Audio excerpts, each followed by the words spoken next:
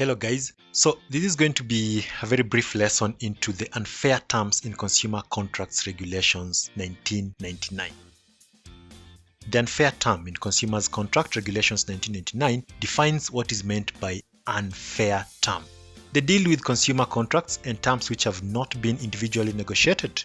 An unfair term is any term which causes a significant imbalance in the parties' rights and obligations under the contract to the detriment of the consumer.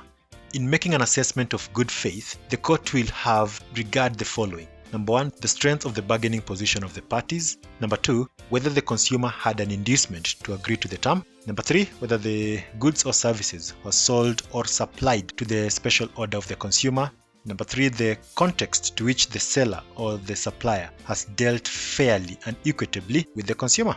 The effect of the regulation is to render certain terms in consumer's contract unfair. We're talking about Number 1, terms which exclude or limit liability of seller when the consumer dies or is injured, where this results from an act or an omission of the seller.